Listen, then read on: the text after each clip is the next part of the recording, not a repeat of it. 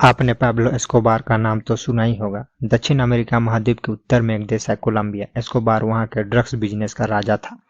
उसके बारे में कई मिथ भी चलते हैं। मिथ ये कि उसने अपनी बेटी को सर्दी से बचाने के लिए 13 करोड़ रुपए के नोट जला दिए थे। बात तो ये भी की जाती है कि नोटों के गड्डियों को बांधने के लिए रबर बैंड खरीदने में ही हफ्ते भर में लाखों रुपए खर्च हो जाते थे। मसलन ये कि एक समय अमेरिका में जाने वाली 80% कोकीन का सप्लाई एस्कोबार के माध्यम से ही होता था। कोकीन एक बहुत ही भयानक टाइप का नशीला पदार्थ है और एक बार लत लग जाए तो फिर उस दलदल से बाहर निकलना लगभग असंभव वाली बात है। एक बात उसके बारे में बहुत प्रचलित है और वह ये है कि अपने ड्रग्स की सप्लाई में वह सरकारी अफसरों एवं कर्मचारियों से पूछता था। प्लाटा ओ प्लोमो मतलब पैसा या गोली। जो हाथ मिलाता उसे पैसों से मालामाल कर दिया जाता और जो मना कर देता उसका कत्ल करवा दिया जाता था। लेकिन एक दिन वह स्पेशल फोर्सेस के हत्थे चढ़ गया और उसके शरीर में सैकड़ों छेद हो गया। उसके मरने के बाद ये चर्चा होने लगा कि अब कोलंबिया से ड्रग्स का तस्करी खत्म हो गया है।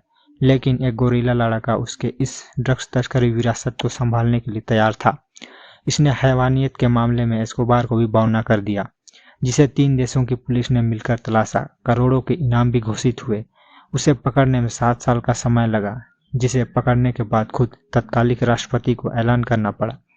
आज हम इसी कोलंबियाई ड्रग्स तस्कर की बात करेंगे जिसका नाम है डेरो एंटोनियो उसूगा डेविड उर्फ ओतोनियल। नमस्कार दोस्तों, मेरा नाम है चेतन। तो चलते हैं दोस्तों आगे की ओर। 15 सितंबर 1971 को उत्तरी कोलंबिया के एक गरीब किसान परिवार में ओतोनियल का जन्म हुआ था।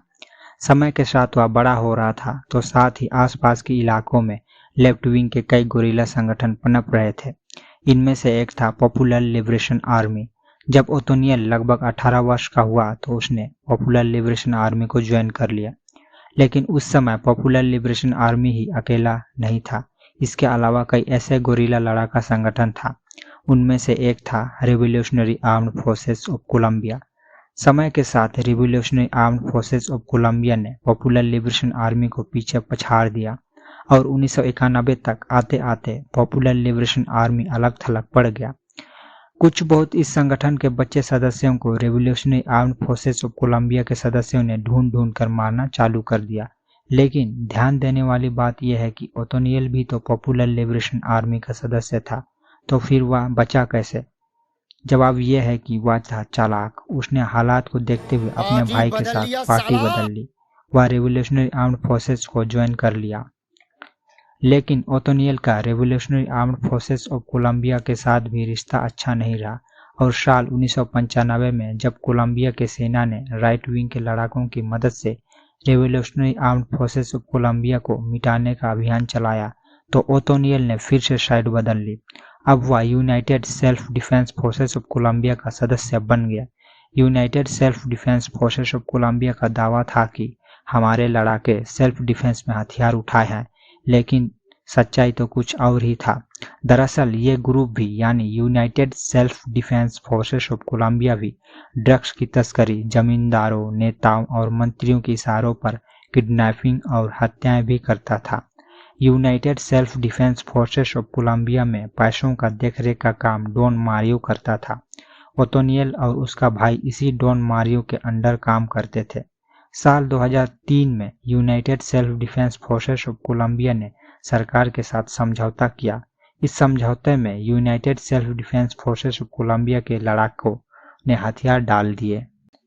इसके बदले में सरकार ने वादा किया कि जो भी ग्रुप के लोग सरेंडर करेंगे उन्हें कम सजा दी जाएगी और उन्हें गिरफ्तार कर अमेरिका को नहीं सौंपा जाएगा।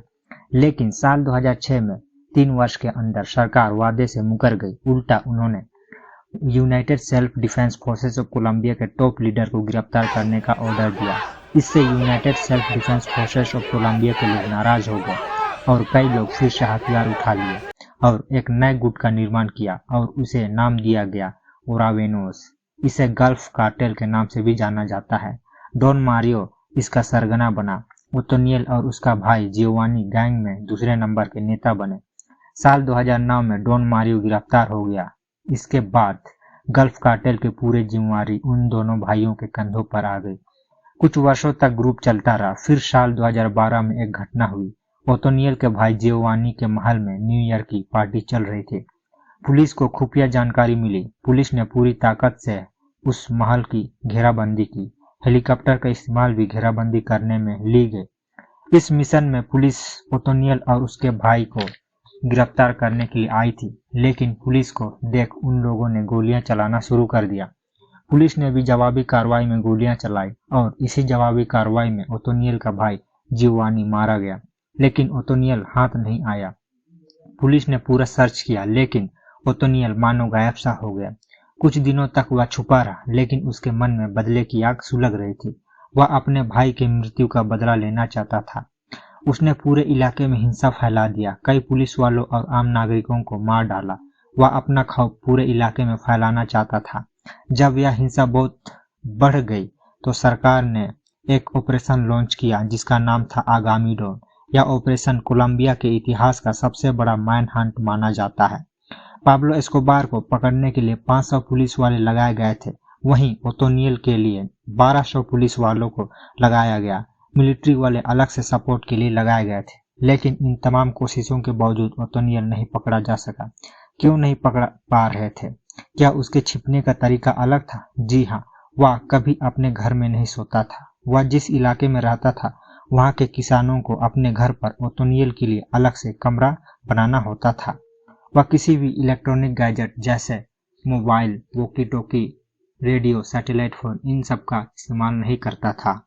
वह पूरे इलाके में ट्रेंड कुत्तों को छोड़ देता था और उसके जासूस तो थे ही।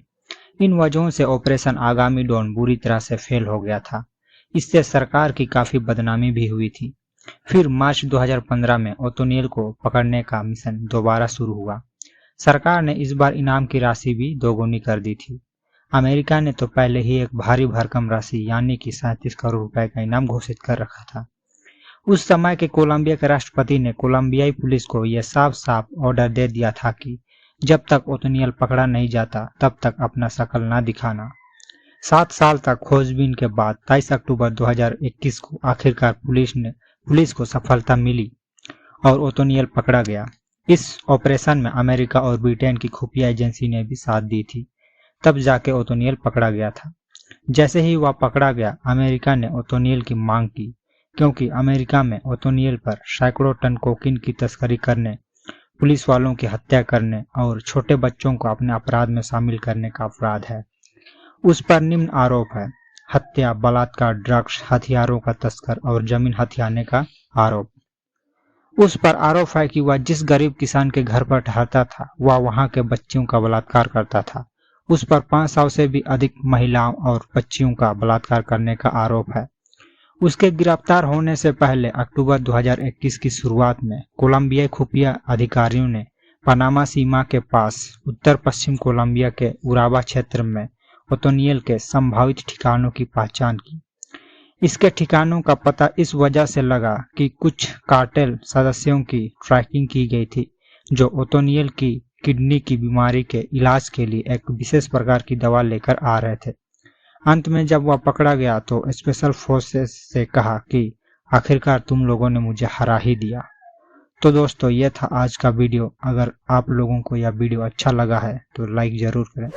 अगर चैनल पर पहली बार आए हैं तो हमारे चैनल नॉलेज पाठशाला हिंदी को जरूर सब्सक्राइब करें। जय हिंद।